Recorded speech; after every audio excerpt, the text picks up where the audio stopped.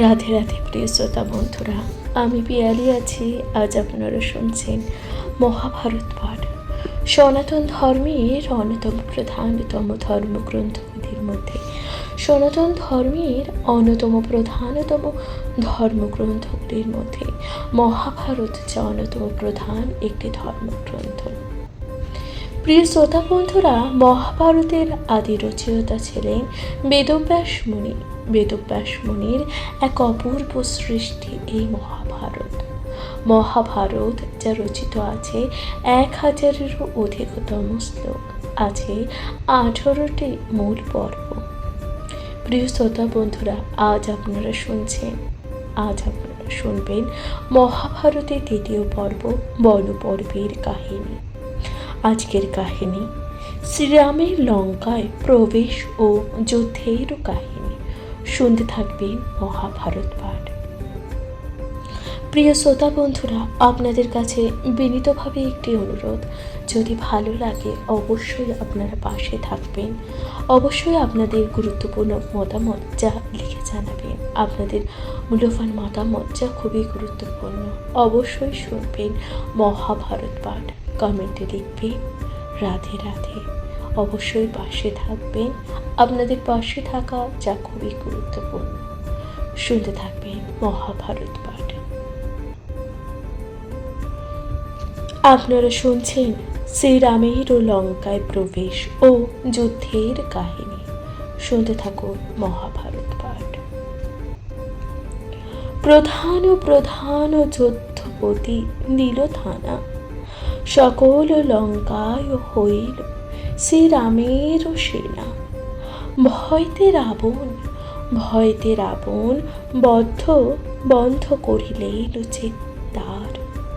মন্ত্রী লয়ে পরামর্শ করে যে যুদ্ধসার। সবান্ধবে সুসজ্জায় আসে যে দশানন। দেখে চমকিত হন শ্রী রাম লক্ষণ। জিজ্ঞাসেন বিভীষণে মানিয়া বিস্ময়। একে একে বিভীষণ দিল পরিচয়। শ্রীরাম কহিন শুনি মিত্র বিভীষণে। নাহিক বুদ্ধির লেশ অজ্ঞান রাবণে। সদিক ইন্দ্রের নাহি এত পরিচ্ছদ। কি কারণে নষ্ট করে এতে কুচে সম্পদ। এই মতো চিত্তে রাম করেন বিচার। হেতাই রাবণ আসি কহিল যে মহামার। সেনাপতি হইল সংগ্রাম। ইন্দ্রজিৎ লক্ষণ রাক্ষসপতি রাম। রণিতে পণ্ডিত রাম যুদ্ধে পরিপাটি। মাথায় মুকুট দশ ফেলিলেন কাটি। লজ্জা পেয়ে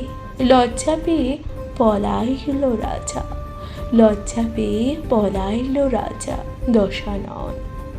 উভয় সৈন্যতে আর নাহি যে দর্শন। তবে রাম পাঠালেন বালির নন্দনে। অনেক ভৎসের গিয়া রাজা দশাননে। অঙ্গদের বাক্য দশানন দুঃখমতি। পাঠাইল বহু শ্রেষ্ঠ যে সেনাপতি। মুনি বলে সেই কথা কহিতে যে বিস্তর। সংক্ষেপে কহিব শোনো ধর্ম নৃপবর। বজ্রদন্ত মহাবায়ু মহাকায় যে আদি প্রহস্ত করিল যুদ্ধ, নাহিক অবধি। পড়িল রাক্ষস সেনা, পড়িল রাক্ষস সেনা, নাহি পরিমিতি।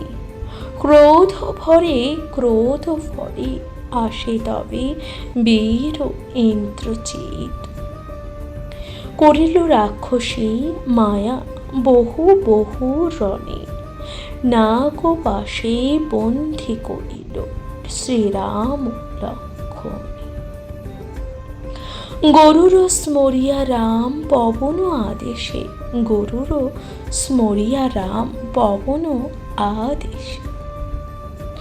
নাগ পাশে মুক্ত হইলা প্রকার যে বিশেষে। গর্জিয়া বানরগণ করে সিংহনাদ, শুনিয়া রাবণ রাজা গণিল যে প্রমাদ। বিস্ময় মানিয়া অতি চিন্তাকুল মনে, বিস্ময় মানিয়া অতি চিন্তাকুল মনে। মহাপাপ মহোদরে পাঠাইল যে রণে। আর চারি সেনাপতি রাবণ কুমার, আর চারি সেনাপতি রাবণ কুমার, মহাক্রোধে আসি সবে করে যে মহামার। শিলাবৃক্ষ লয়ে যুদ্ধ করিল যে বানর, শিলাবৃক্ষ লয়ে যুদ্ধ করিল যে বানর। অস্ত্র শস্ত্রে বিশারদ যত নৃশাচর, উভয় উভয় সৈন্যতে যুদ্ধ হইল যে অপ্রমিত। ছয় সেনাপতি মরে সৈন্যের সহিত, শুনিয়া রাবণ রাজা গণিল প্রমাদ। পুনর্বার আসে তবে বীর মেঘনাদ। অপূর্ব অপূর্ব রাক্ষসী মায়া ইন্দ্রজিৎ জানে, দেখিতে না পায়, দেখিতে দেখিতে না পায়, কেহ থাকে কোন স্থানে। কহিল সংগ্রাম ঘোর রাবণ সন্ততি, চারি স্থানে মারিল প্রধান সেনাপতি।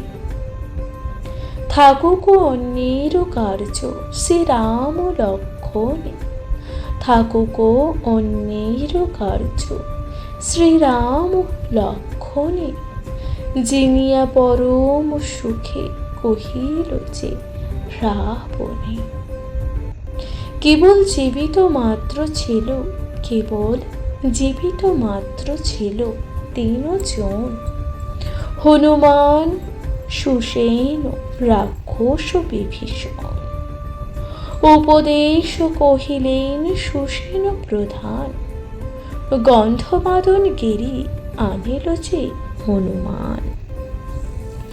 ঔষধি চেনিয়া দিল বানর সুসেন, আপনি বাটিয়া দিল রক্ষ বিভীষণ।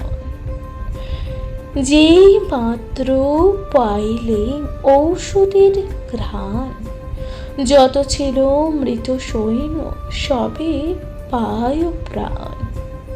মৃত সৈন্য প্রাণ পায় হনুর প্রাসাদে, কাঁপিল কাঁপিল রাবণ বানরের সিংহনাদে। তবে বহু যুদ্ধ করি মরে অকম্পন, ভয় পেয়ে কুম্ভকর্ণে জাগায় যে রাবণ। নিদ্রা হতে উঠি যায় রাজ সম্ভাষণে, দেখিয়া বিস্মিত হইল ভাই দুইজনে। বিভীষণে জিজ্ঞাসিল কহ সমাচার, বিভীষণে জিজ্ঞাসিল কহ সমাচার। 70 যোজন উচ্চ শরীর যে কাহার, তবে বৃথা তবে বৃথা কি কারণে করিতেছ রণ? রাক্ষসের মায়া কিছু না বুঝিছে কারণ। বিভীষণ বলে ভয় অত্যন্ত, ভয় ত্যাজ হচ্ছে অন্তর। কুম্ভকর্ণ নামে মোর এক সহোদর, পূর্বে ব্রহ্মা বর দিয়া কইল নিরূপণ। নিদ্রা ভাঙে জাগাইল অবশ্যই যে মরণ। 5 মাসে জাগাইয়া ভয় পেয়ে মনে, সন্দেহ নাহিক আজি মরিবে কোচে রণে। প্রিয় শ্রোতা বন্ধুরা, আপনারা শুনছিলেন শ্রীরামের লঙ্কায় প্রবেশ ও যুদ্ধেরও কাহিনী। অর্থাৎ প্রভু রামচন্দ্র যখন লঙ্কায় প্রবেশ করল বানরদের সাহায্যে, অর্থাৎ বানরদের দ্বারা নির্মাণ করা হলো সমুদ্রের ওপর এক ভাসমান সেতু। সেই সেতুর ওপর ভর করে প্রভু শ্রীরামচন্দ্র পৌঁছে গেলেন লঙ্কায়। সেখানে সেই লঙ্কায় প্রভু রামচন্দ্রের সাথে রাবণের এক খণ্ডযুদ্ধ আরম্ভ হল। সেই যুদ্ধে অনেক সৈন্যর সাথে লক্ষণেরও কিন্তু প্রাণ পড়ে গেল। অজ্ঞান হয়ে মূর্ছিত অবস্থায় লক্ষণ যখন মাটিতে পড়েছিল, যখন তার মৃত্যু একেবারে নিকটে এসে পৌঁছেছিল, এমতো অবস্থায় ভগবান প্রভু শ্রী রামচন্দ্র নিজের ভাইকে বাঁচানোর নানান রকম চেষ্টা করতে লাগলেন। সে সময় প্রভু শ্রী রামচন্দ্রের জন্য হনুমান গন্ধমাদন পর্বতে গিয়ে সে পর্বতে তুলে নিয়ে আসলো এবং সেখানে থাকা সেই যে গন্ধমাদন পর্বত থেকে হনুমান সেই যে গন্ধমাদন পর্বত নিয়ে আসলো, সেখান থেকে সেই সঞ্জীবনী বৃক্ষকে বাটিয়া যখন তাদেরকে ঔষধ হিসাবে দিল, তখন পুনরায় সকলে আবার সুস্থ ও জেগে উঠল। প্রিয় শ্রোতা বন্ধুরা, আপনারা শুনছিলেন মহাভারতে আজকের কাহিনী শ্রীরাম ও লঙ্কায় প্রবেশ ও যুদ্ধের কথা। শুনতে থাকবে মহাভারত পাঠ। এত যদি কহিলেন রুক্ষ বিভীষণে, তুষ্ট হয়ে রাম ও তারে দেন আলিঙ্গনে। রাবণ কহিল কুম্ভকর্ণে সমাচার, ক্রোধ মহাবীর আসি হইল যে মহামার। গিরিল বানর একবারে শতে শতে, বাহির হইল কেহ নাক ও কান পথে। দেখিয়া বিকট মূর্তি ধাই সৈন্যগণ, অস্ত্র জুড়ে অগ্রে চান যে কমল লোচন। রামী দেখি কুম্ভকর্ণ ধায় গিলিবারে, সত্তত মারেনু রাম ব্রহ্ম অস্ত্র তারে। সেই বাণে মরিল দুরন্ত নিশাচর, পুষ্পবৃষ্টি করিলেন যতক অমর। ভীত হইল রাবণ, সৈন্য তার নাহি রয়, কি প্রকারে এ বিপদে পাইবে যে নিস্তার। অর্থাৎ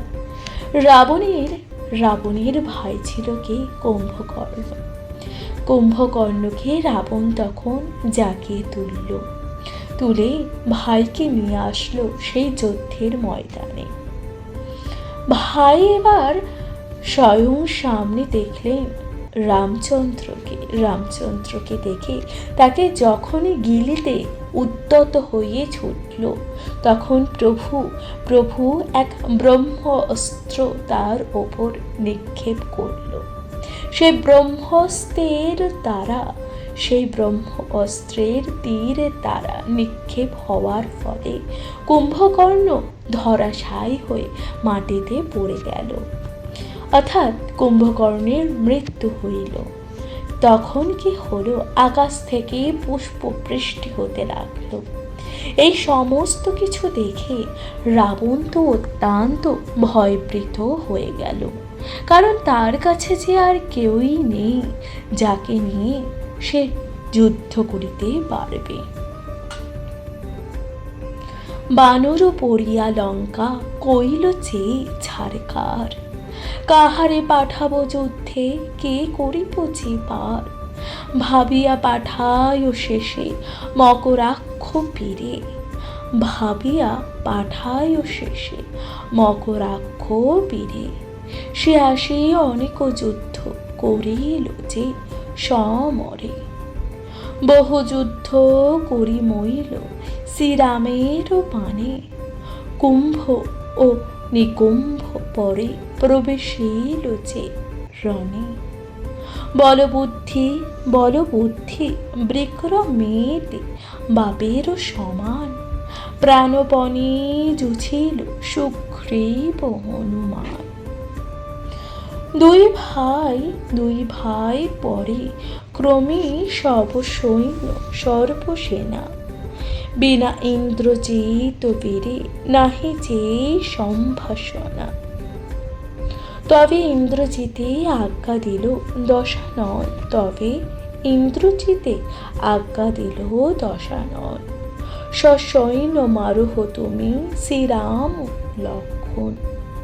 সংহতি লইয়া তবে সেনা অপ্রতিম, যুদ্ধ হেতু অগ্রসর হয়েছে ইন্দ্রজিৎ। সংহতি লইয়া তবে সেনা অপ্রতিম, যুদ্ধ হইতে লইয়ে তবে অগ্রসর হয়েছে ইন্দ্রজিৎ। ক্রোধে আসে মেঘনাদ করে বহু রণ, তেমনও করিল যুদ্ধ ঠাকুর লক্ষণ। অর্থাৎ এরপর কুম্ভকর্ণের মৃত্যুর পর তারপর কার সাথে যুদ্ধ হলো, তারপর আসলো রাবণের পুত্র মেঘনাদ অর্থাৎ ইন্দ্রজিতের সাথে। ইন্দ্রজিৎ আসে যুদ্ধ করবার, সেমনভাবে সে যুদ্ধ করতে লাগলো। অন্যদিকে লক্ষণও কিন্তু সেই যুদ্ধে যথেষ্ট যুদ্ধ করতে লাগলো, তাকে যথেষ্ট প্রতিহার করতে লাগলো। দুজনের মধ্যে এক ভয়ঙ্কর যুদ্ধ সৃষ্টি হলো। সহিত নারিল যুদ্ধ রাবণ বন্দন, রাবণ চেয়ে নন্দন। ভঙ্গ দিয়া প্রবেশিল নিজ নিকেতন, প্রবেশ করিয়া সেই যজ্ঞ আরম্ভিল। হেনকালে বিভীষণ লক্ষণেরই কহিল, যজ্ঞ আরম্ভিল দেব রাবণ কুমার। যজ্ঞ সাঙ্গ হইলে মৃত্যু নাহিক উপার। অর্থাৎ এমন সময় মেঘনাদ যুদ্ধে সেই যে রণে ভঙ্গ দিল এবং সে পালিয়ে গেল নিজের আলয়, নিজের গৃহে। তখন বিভীষণ লক্ষণকে বলল, এই যে রাবণের পুত্র মেঘনাদ যদি যুদ্ধ করে এবার, তাহলে এবার তার সাথে যুদ্ধ হইলে এবার যে মৃত্যু নিশ্চিত। একথা বিভীষণ যখন বলিল, বিধিবাক্য আনে হেন আমি জানি ভালে, তবে সে মারিতে পারো যজ্ঞ নষ্ট করিলে। অর্থাৎ বিভীষণ বলল, এই যে মেঘনাদ যে যজ্ঞ করবে সে যজ্ঞের ফলে অনেক ক্ষমতাশালী হয়ে উঠবে, কিন্তু তাকে মারা যাবে। সেই টাকার যদি সেই যজ্ঞ নষ্ট করে দিই আমরা, তাহলে তাকে মারা যাবে, অর্থাৎ তার মৃত্যু হবে। শুনিয়া হইল সবে হর্ষিত মন, যজ্ঞ নষ্ট কইলা গিয়ে পবন নন্দন। তবে ব্রহ্ম অস্ত্রে তারে মারিল যে লক্ষণ, নিশ্চেত হইল স্বর্গে সহস্র লোচন। বার্তা প্রেয়ে সখাকুল রাক্ষসের প্রতি, রাবণ আসিল রতি অতি ক্রোধমতি।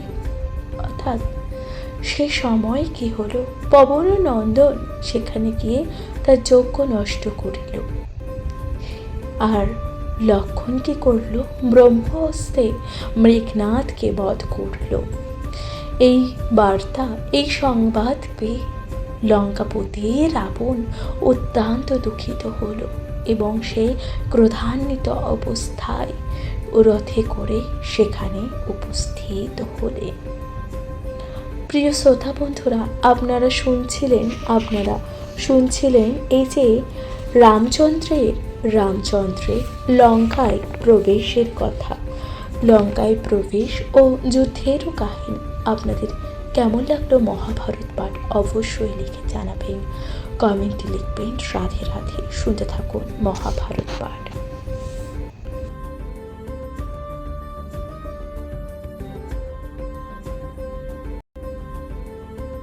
রাধে রাধে প্রিয় শ্রোতা বন্ধুরা, আমি পিয়ালি আছি। আজ আপনারা শুনছেন মহাভারত পাঠ। শুনতে থাকবেন মহাভারত, কমেন্ট লিখবেন। রাধে রাধে। আপনারা শুনছেন আজকের কাহিনীতে, আপনারা শুনছেন রাবণ বধের কাহিনী। শুনতে থাকুন মহাভারত পাঠ। পুত্র শোকে রণে আসে রাজা দশানন। পুত্র শোকে রণে আসে রাজা দশানন। দেখি অগ্রসর হন ঠাকুর লক্ষণ। লক্ষণের সঙ্গে আসে বীর বিভীষণ। বিভীষণ দেখি করে রাবণ চিন্তন। এই পাপ হইতে মোর সব অংশে যে নিধন। ইহারে বাঁধিয়া শেষে বধিব যে লক্ষণ রে। এতেকো ভাবিয়া দুষ্ট অতি ক্রোধ মনে। লক্ষণ ছাড়িয়া অস্ত্র মারে বিভীষণে। এরিলেন শেল পাঠ ভীষণ দর্শন। দিব্য অস্ত্রে এরি তারে করিল যে লক্ষণ। মহাক্রোশে পুনঃ শৈল মারে বিভীষণে। পুনশ্চ লক্ষণ তাহা কাটে দিব্য বাণে। অর্থাৎ রাবণ পুত্র শোকে একেবারে কাতর হয়ে উঠল। সে মেঘনাদকে মৃত্যু অবস্থায় মরে যেতে দেখে সে কিন্তু অত্যন্ত কাতর হয়ে উঠল, কারণ মেঘনাদ ছিল রাবণের অত্যন্ত প্রিয় পুত্র। এবার মেঘনাদের এমতো অবস্থায় দেখে রাবণ অত্যন্ত ক্রোধান্বিত হয়ে লক্ষণকে কিন্তু তীর বারংবার ছুড়ল, সাথে বিভীষণকে। কিন্তু লক্ষণ সেই দিব্য অস্ত্রের দ্বারা সেই যে তীর, তার দিকে ধাবিত যে তীর, তা নিক্ষেপ করতে লাগিল বারে বার।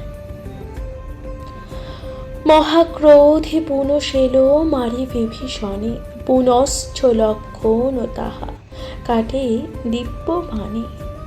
দুই শের অস্ত্র যদি কাটিল লক্ষণ। ময়োদত্ত শেল হাতে লইল যে রাবণ। ডাকিয়া কহিল তবে লক্ষণের তরে। বুঝিলাম বীরপনা রক্ষা কইল যে পরে। আপনা সংবর শীঘ্র যার শক্তি বর। দেখিয়া লক্ষণ বীর হলেন যে ফাকর। প্রাণপণে বাণ মারে নারে নিবারিতে। কালদণ্ড সমশক্তি আসে যে শূন্য পথে। নির্ভয় বাড়িল গিয়া লক্ষণের বুকে। পড়িল লক্ষণ বীর রক্ত উঠে মুখে। অর্থাৎ রাবণ এবার লক্ষণের দিকে এক তীর নিক্ষেপ করল, যে তীরে বিদ্ধ হয়ে লক্ষণের বুকে বুকে এসে সেই তীর লাগিল। তারপর লক্ষণ মাটিতেই পড়ে গেল এবং তার রক্ত তার মুখ থেকে উঠিল। শোকাকুল রঘুনাথ হলেন অজ্ঞান, পর্বত আনিল তবে বীর হনুমান। অর্থাৎ সেই শোকে রঘুনাথ হয়ে গেলেন একেবারে অজ্ঞান। অন্যদিকে বীর হনুমান আনলেন সেই পর্বতে ঔষধি ছিল তার অনুভবে, লক্ষণ পাইল প্রাণ আনন্দিত সবে। কালপূর্ণ হইল রণে আসিল যে রাবণ, আপনি গেলন রণে কমল লোচন। রাবণে দেখিয়া রথে রঘুনাথ ক্ষিতি, রাবণকে দেখে রঘুনাথ একেবারে রেগে গেলেন। ইন্দ্র পাঠাইল রথ মাতলি সংহতি, সেই রথে রঘুনাথ চলেন কৌতকে। মাতলি লইয়া রথ রাবণ সন্মুখে। অপ্রতিম যুদ্ধে হইল দুই মহাবলে, অপ্রতিম যুদ্ধ হইল দুই মহাবলে। উপমা নাহিক স্বর্গ মত্ত রসাতলে, যার যত শিক্ষা ছিল দোহে কইল রণ, যার যত শিক্ষা ছিল দোহে কহিল রণ। মহাক্রোধ ভরে তবে কমল লোচন, রাবণের 10 মুণ্ড কাটিলেন স্বরে। পুনর্বার উঠি মুণ্ড বিধাতার পরে, পুনঃ যতবার কাটেন রাবণে। বিনাশ না হয় দুষ্ট পূর্বের সাধনে। অর্থাৎ রামচন্দ্র যতবার রাবণের শিরচ্ছেদ করে ততবারই রাবণের শির আবার মাথায় এসে লাগে, শির আবার তার ধরে এসে লাগে এবং আবার সে পুনর্বার জীবিত হয়ে ওঠে।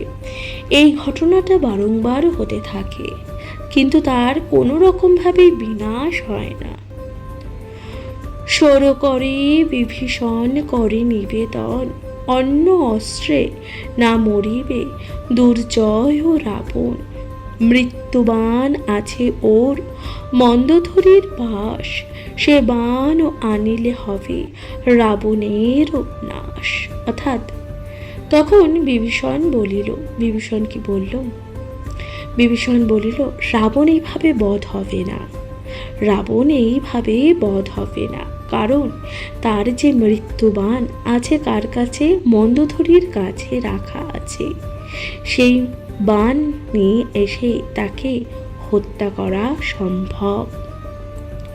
হনুমানে নিবেদিল কমল লোচন, ছলেতে আনিল বাণ পবন নন্দন। সেই বাণ লয়ে রাম জুড়িল ধনুকে, ক্রোধ ভরে মারিলেন রাবণের বুকে। হেনমতে ভূমিতলে পড়ে দশানন, পুষ্পবৃষ্টি কইল তবে যত দেবগণ। অর্থাৎ সেই যে মরণবার নিয়ে এসে রাবণের যখন বুকে মারা হলো তীর, তার ফলে রাবণ একেবারে ধরাশায়ী হয়ে মাটিতে লুটিয়ে পড়ল। তার ফলে কি হলো? রাবণ মাটিতে লুটিয়ে যখন পড়ল, আকাশ থেকে পুষ্পবৃষ্টি হলো, দেবতারা পুষ্পবৃষ্টি করল।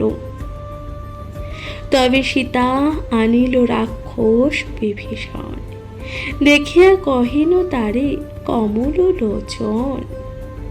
তোমারে রাখিব 10 মাস নিশাচর, না জানি আছিল সীতা কেমন প্রকার। আমারে করিব নিন্দা এই বড় ভয়, পরীক্ষা দেহ তো সীতা যদি মনে লয়। এমত শুটিয়া এমত শুনিয়া সীতা অতি দুঃখ মনে অগ্নিকুণ্ড জ্বালাইতে কহেন লক্ষণ। অর্থাৎ তখন তখন প্রভু রামচন্দ্র তখন দেবী সীতাকে উদ্ধার করে নিয়ে আসিলেন। নিয়ে যখন আসলো তখন অযোধ্যার যত নগরবাসী ছিল সকলেই দেবীকে বলল, তুমি প্রমাণ করো যে তুমি সতী। এই কথা দেবী সীতাকে বলল এবং একটি অগ্নিকুণ্ড জ্বালানো হলো। সেই অগ্নিকুণ্ড তাকে হাঁটার কথা বলা হলো। দেবী সীতা সেই অগ্নিকুণ্ড জ্বালাইতে বলেন লক্ষণকে। লক্ষণ করিল কুণ্ড প্রবেশিলা সীতা, কৌতুক দেখিয়া দেখিতে যত আছিল যে দেবতা। রামেরও আদেশে সীতা পড়েন অনলে। রামের কথায় দেবী সীতা সেই আগুনের মুখে পড়লেন এবং আগুনের মধ্যে দিয়ে হাঁটলেন। হেনকালে উঠি অগ্নি সীতা লয়ে কোলে, ব্রহ্মাদি সর্বদেব একত্র মিলিল, করিয়া অনেক স্তুতি রামের যে কহিল। আপনা না জানি করো মনুষ্য আচার, তুমি নারায়ণ সীতা লক্ষ্মীর যে অবতার। আছিল দেখিতে তোমার যত পিতৃলোকে, এই দেখো দশরথ তোমারও জনক। দেবগণ বলে রাম মাগো ইষ্টবর, শুনিয়া কহেন রাম যেউক বানর। পরে রাম সম্ভাষণ করি সর্বজন, যত দেবগণ গেল আপন ভবন। বিভীষণ দেন রাম রাজ্য অধিকার, রাবণ কটকে কইল বহু পুরস্কার। সসৈন্য গেল রাম অযোধ্যার নগর, সিংহাসনে বসিলেন হয়ে রাজ্যস্বর।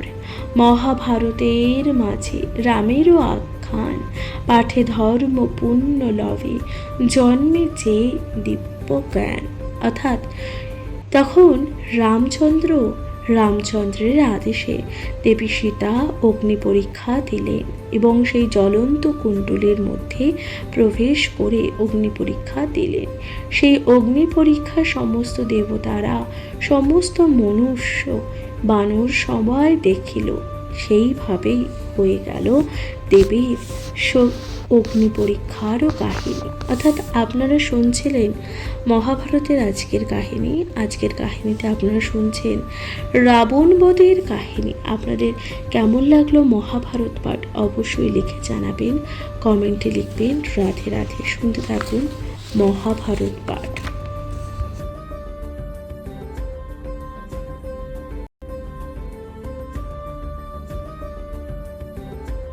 রাধে রাধে প্রিয় শ্রোতা বন্ধুরা, আমি পিয়ালি আছি। আজ আপনারা শুনছেন মহাভারতের আজকের কাহিনীতে আপনারা শুনবেন দন্তবক্র ও শিশুপালের রূপে জয় বিজয়ের এই যে দ্বিতীয়বারের জন্মগ্রহণ মর্তে।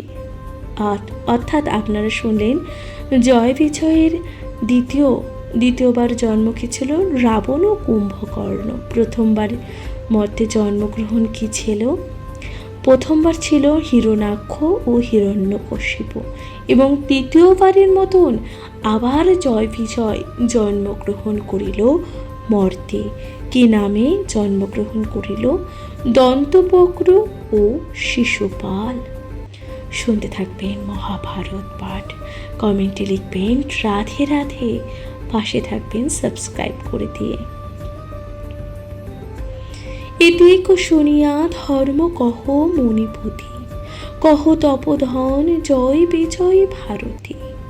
শনিবারে চিত্তে জাগে অতি কৌতূহলে, পুণ্য কথা কহি শান্ত করো দুঃখানলে। নৃপবাক্য শুনি মুনি কহে, কহি শোনো যে ধর্ম ভারত শ্রবণ সহ নাহি আর যে কর্ম। ধর্মী তুমি তাই চাহ শুনিতেছে পুণ্য কথা, তেই শুনাব তোমারে যে পুণ্য শ্লোক গাথা। জয় বিজয় দ্বিতীয় জন্মের কথন, জয় বিজয় দ্বিতীয় জন্মের কথন। সংক্ষেপে কহি শুনি হইয়া এক মনে, সেবক উদ্ধার হেতু প্রভুর এই কর্ম। হেনমতে দুই ভাগে লয় দোহে যে জন্ম। অর্থাৎ মণি বলছে, এখন আমি তোমাদেরকে শোনাবো জয় বিজয়ের দ্বিতীয়বারের মতন মধ্যে জন্মগ্রহণের কাহিনী। অবশ্যই শুনতে থাকো। জন্মিল বিজয় জয়, জন্মিল বিজয় জয়, ভূমি পুনর্বার। দন্তবক্র শিশুপাল নাম ও দোহাকার, পূর্ণ ব্রহ্ম যদুকুলে হয়ে অবতার। তবে যজ্ঞে শিশুপালে করেন যে উদ্ধার। তিন অবতারে কৃষ্ণ দেব ভগবান, ভক্তজনে করিলেন ভবে পরিত্রাণ।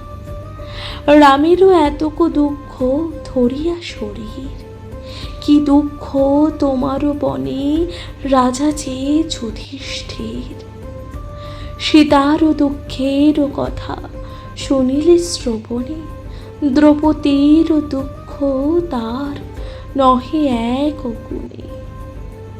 সবারও দুঃখের কথা করিয়া শ্রবণ, সীতা দুঃখে দ্রৌপদীর বিদরিল যে মন। মণি বলে, শোনো রাজা, দুঃখ হইল যে অন্ত, অল্প দিনে নষ্ট হবে কৌরব দুরন্ত। অর্থাৎ মণি তখন বলছে, জয় বিজয় জন্মগ্রহণ করিল দন্তবক্র শিশুপাল রূপে, পুনর্বার তারা জন্মগ্রহণ করিল।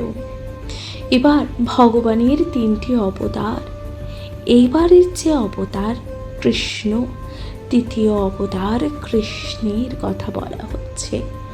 তার দ্বারাই বধ হবে শিশুপাল ও দন্তবক্র। অন্যদিকে বলছে, রামের এতক দুঃখ ধরিয়া শরীর, কি যে দুঃখের কথা, কি যে দুঃখের কথা। শোনো রাজা যুধিষ্ঠির, রাজাকে বলছে, রাজা যুধিষ্ঠিরকে বলছে, সীতার দুঃখের কথা শুনিলে শ্রবণে, দ্রৌপদীর দুঃখ তার নহে যে এক কোণে। দ্রৌপদীর দুঃখ তার কাছে যে কিছুই নয়।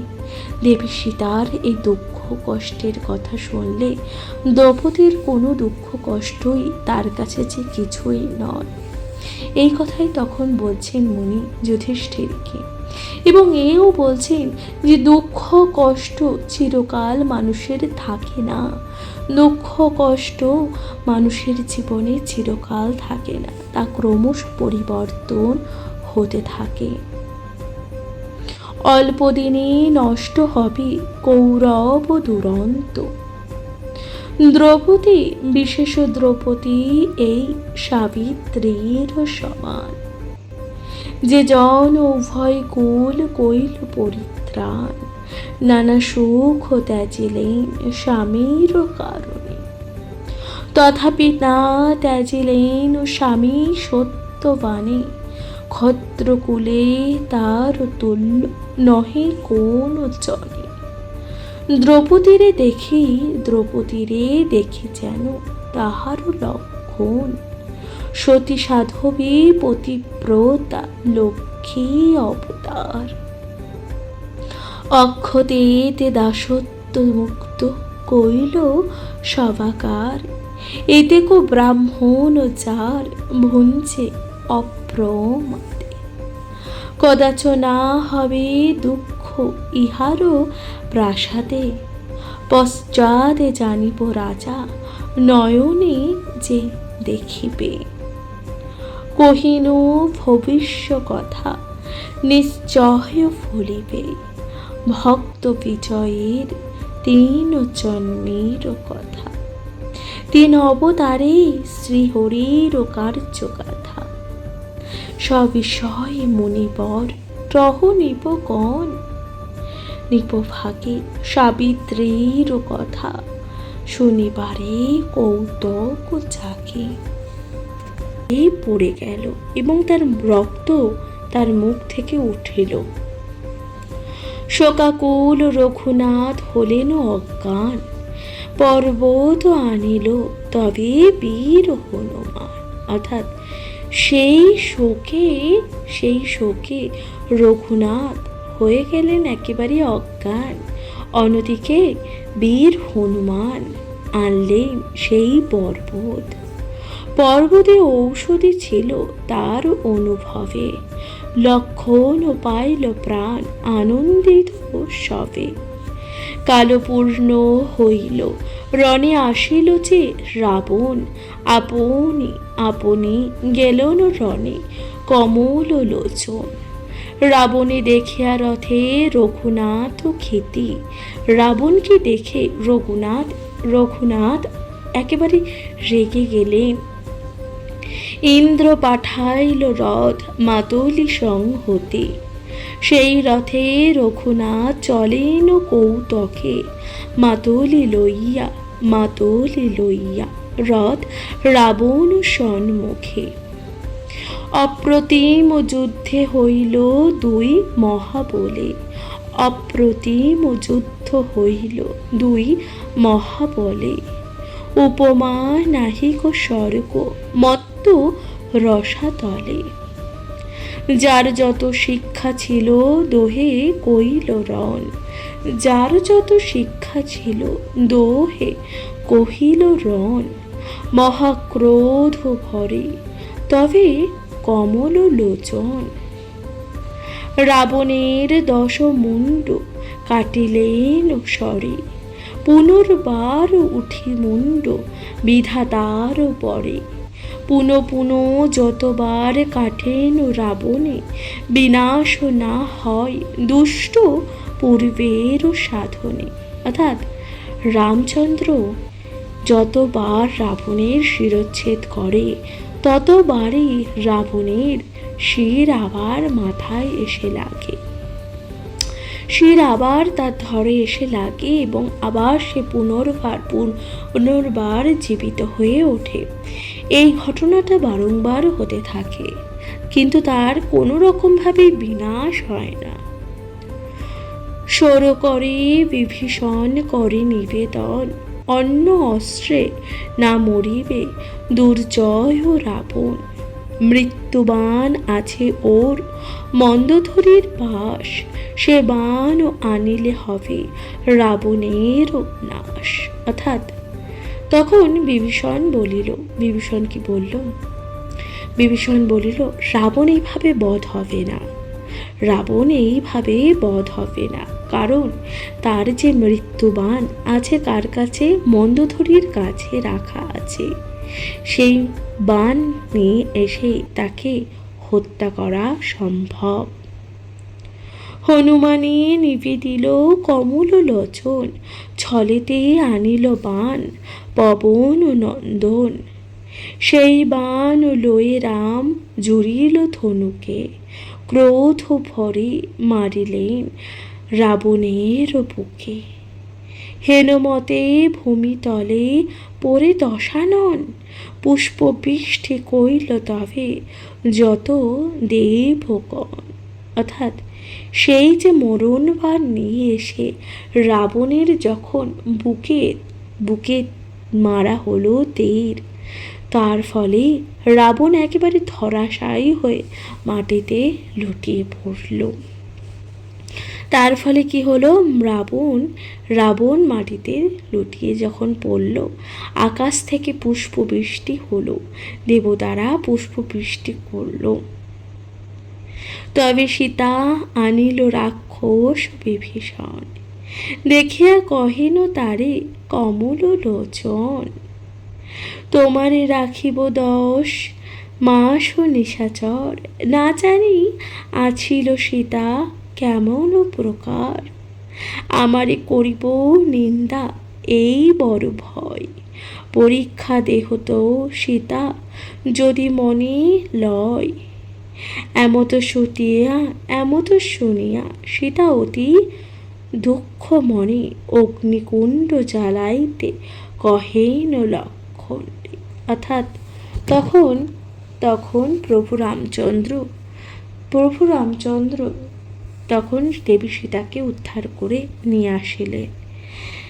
নিয়ে যখন আসলো তখন অযোধ্যার যত নগরবাসী ছিল সকলেই দেবীকে বলল, তুমি প্রমাণ করো, তুমি প্রমাণ করো মহাভারতের আধারে, যাহা নাই তাহা বিশ্বের মাঝারে। প্রিয় শ্রোতা বন্ধুরা, আপনারা শুনলেন দন্তবক্র শিশুপাল রূপে জয় বিজয়ের দ্বিতীয়বারের মতন জন্মগ্রহণের কাহিনী। আপনাদের কেমন লাগলো মহাভারত পাঠ অবশ্যই লিখে জানাবেন, কমেন্টে লিখবেন। রাধে রাধে। আজকের মতো এখানে জানাচ্ছি বিদায়। সুস্থ থাকবেন, অবশ্যই সাবস্ক্রাইব করে দিয়ে পাশে থাকবেন। রাধে রাধে, নমস্কার।